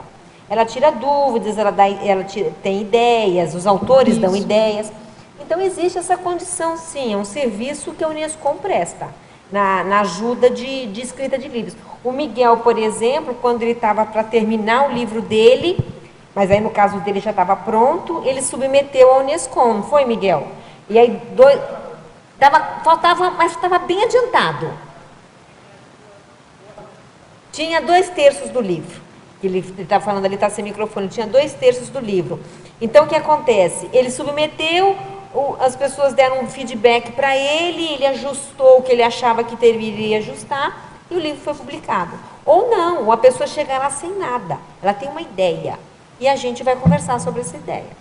Eu tenho que marcar a hora para isso? Tem que marcar a hora, depois a gente conversa aí, manda um e-mail, a gente marca, porque eu tenho que marcar a hora com 2 autores para te encontrar. Como se fosse assim um encontro mesmo, uma reunião. Tá? Pode ser também por Skype. Tá. Muito obrigada. Nada. Lilian, poderia relacionar a retrocognição com a gestão grupal? Com a GESCOM grupal, perdão. GESCOM grupal. Eu vejo assim que quando a gente está trabalhando em grupo e esse grupo tem afinidades, ideias em comuns, principalmente questões de pesquisa, né?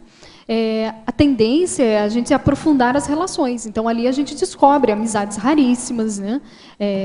Enfim, são companheiros evolutivos, né? Intermissivistas. E, nesse caso, alguns fenômenos se apresentam, no caso da retrocognição. Então, é possível, sim, durante um trabalho com essas pessoas, devido ao acoplamento energético, à interfusão das energias, a gente ter nuances retrocognitivas desse grupo. Então, é como se esse grupo já trabalhou em vários aspectos com essa temática atual, que é a parapsiquismo, no caso do grupo do acoplamentário. Então, isso eu percebi algumas nuances. Né? Não tenho certeza de nada, são nuances e que estão, sim, vinculadas com a pesquisa no parapsiquismo e que daí é bem interessante. Assim, né? Então, isso a gente comenta entre nós, né? E cada um tem a gente vai juntando, né, essas parapercepções, mas é possível devido à afinidade do Holopensene, né? Crescendologia, página 9, final da primeira linha. Poderia aprofundar o crescendo, afinidade, empatia, altruísmo? Entra dentro disso que eu comentei, né? Então, a afinidade, então a gente vê essas pessoas que elas têm os princípios em comuns, ideias em comuns, então elas têm uma afinidade, né? Pelo esse Holopensene. E aí vai pouco a pouco aumentando a empatia entre elas, né? E essa questão do altruísmo é quando se juntam as pesquisas individuais para virar algo grupal. Então, é um somatório. Olha, eu tenho de clarividência, o outro tem disso, né? Então, quando se reúne, você deixa de pensar só em si e vai colocar no grupo. É como se cada um colocasse uma parte de si para formar um quebra-cabeça. Então, isso é um altruísmo, né? Então, é isso que é a GESCOM grupal, até um certo ponto. Então, você vai contribuir com um aspecto, né? E cada um vai contribuindo. Então, a gente vê que é um início aí de um altruísmo. E quanto, claro, né, nessas questões evolutivas, eu estou pensando aqui, né? Em ideias, em tares, em verpons, né? Então, esse altruísmo ele é muito mais evidenciado, né? Então, fica muito mais otimizado e assim por diante. E a gente vê a retribuição desse trabalho. Gente, isso é impressionante. Vale a pena. E isso dá uma gasolina na gente. Então, parece que quando você está trabalhando e você está no caminho certo, é bem interessante isso. Por mais que você rale um monte, é prazeroso. Então, e no final, você tem vontade de fazer já um outro projeto, porque vicia. Você cria uma mania de escrever. Tem uns amigas minhas e amigos que falam assim, é um bichinho da escrita, né? Quando pica, daí vai e você quer cada vez mais. Porque você vê o resultado, não só para você, no sentido de reciclagens, porque na escrita você consegue reavaliar valores, intenções, comportamentos, né, e pensamentos. Isso é nítido. Se você tiver com algum travão, vai ser evidenciado em algum nível. E é por isso que vem os travões da escrita, né, que a gente mencionou no início da tertúlia, né? Mas se a pessoa ela abrir mão desses aspectos e falar, vamos ver, vamos para frente, vamos ver o que dá, né? E ficar assim despojada, com bom humor, conversar sobre isso com os demais, né, explorar isso de uma maneira saudável, a tendência é abrir cada vez mais caminho. E você vê que você se equilibra mais, você melhora em alguns aspectos, isso fica muito factível para a pessoa. Então, e para o grupo também, melhora vários aspectos, força presencial, liderança, epicentrismo, TENEPS, né, que é uma... e assim por diante. Então, eu vejo assim, tudo tem para ganhar, é um ganha-ganha, é uma relação ganha-ganha a questão da escrita, entre assistente e assistido, essa interface e também de uma maneira contínua, né, você sendo assistido, você sendo assistente, e assim por diante.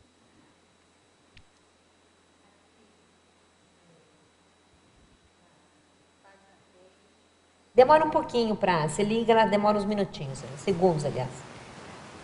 Aqui na página 10, em argumentologia, número 8, domínio energético. Me fala um pouquinho sobre a desintoxicação energética contínua dos chakras encefálicos. Eu vejo assim que um dos maiores travões, talvez dentro da minha experiência, né, da minha pesquisa, travões que eu falo, bloqueios energéticos, se dá nas questões dos chakras encefálicos. E esses bloqueios são promovidos pela própria pessoa, muitas vezes. Começa do autoassédio, né? Então, são aí pensamentos equivocados, visões de mundo que estão anacrônicos, né? E que acabam gerando pequenos bloqueios, médios bloqueios e grandes bloqueios, né? E esses bloqueios acabam travando vários aspectos da manifestação da consciência. Um deles é a escrita, porque a escrita, eu vejo que ela precisa estar fluente, né, essa energia, principalmente do coronochakra, frontochakra, a questão da desassimilação, que é o chakra nucal, né? E eu vejo que em alguns processos, quando você está escrevendo, é como se você atraísse um público, tanto de amparadores quanto de assistidos, dependendo da sua temática. Isso faz parte da assistência, né? E, às vezes, tem gargalos. Então, tem coisas que você está lá, travadão, algum processo emocional, ou uma convicção sua, que você acha que aquilo é o correto. Aí você vai falar sobre a temática e você começa a ver que você travou ali. Travou.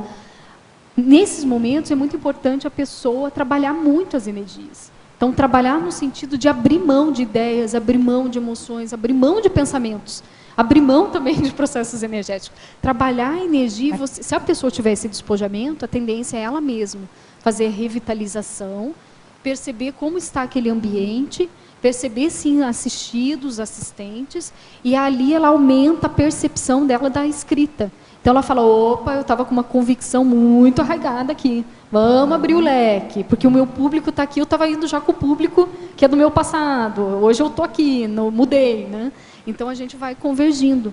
E você vai atualizando o seu ego, tanto para você quanto para o extrafísico. Para esses grupos que estão te observando, tanto amparadores quanto assistentes, ou guias cegos, né? Ou assistidos, né? Então, você vai atualizando. E a escrita, ela materializa o teu novo pensamento. Isso é muito importante para a renovação da pessoa. É como se você estivesse falando de uma outra maneira. Você está falando de uma outra maneira. Que às vezes no passado você estava defendendo ao contrário, né?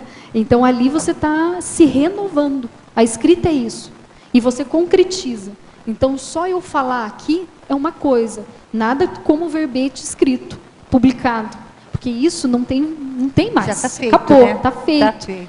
E ali é a tua energia materializada. É um pedacinho teu de renovação materializado aqui no intrafísico. Então, isso tem muita força energética. Ok, obrigada. No parágrafo efeitos, na página 10, favor comentar o item 1, 3 e 6. Aí acho que você pode fazer um resumo, que a gente tem ainda uns minutinhos. 1, 3 e 6.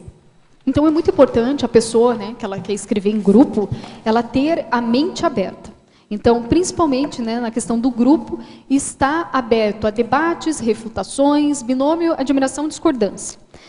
Quanto ao autodiscernimento, a pessoa ela ter esse juízo crítico. Então, cada um vai escrever a sua parte, mas ali, quando trocarem entre os autores, né, essa escrita, não ficar apegado à sua ideia. Então, ela abrir a possibilidade de mudar o texto, mudar a ideia, contribuir, porque você vai somar a ideia dos demais, porque é uma escrita em conjunto, né? E o 5, né, Mabel? Não, 3. Você já falou de autodesassedialidade? Não. Bagulhos pensênicos e energias tóxicas. Todos nós temos nuances de assédios. Então, e isso trava tanto os nossos pensamentos, as nossas emoções e nossos comportamentos. Vale a pena a pessoa ficar mais atenta, com maior acuidade. Qual é o seu bagulho pensênico?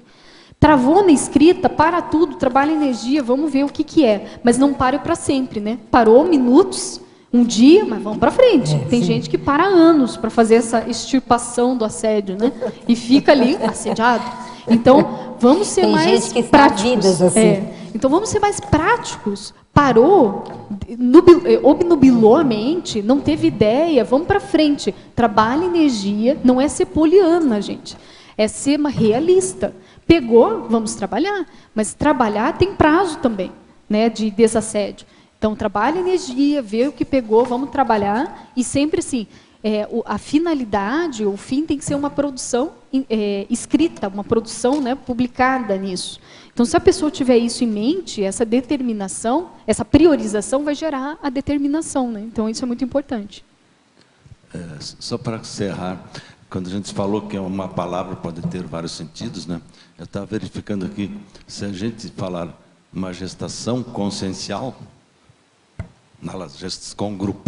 gestação grupal, a gente pode dizer que é um passeio em carro em liteira com a massa arredondada, que é uma gestação grupal. Esse é o nosso Eucádio, fazendo a variação vernacular.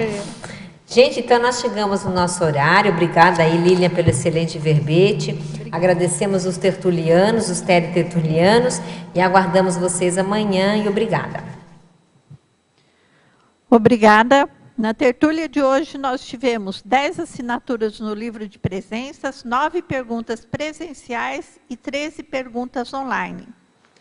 Agora nós passamos ao recado com o professor Rômulo Silva, que vai falar sobre o acoplamentário.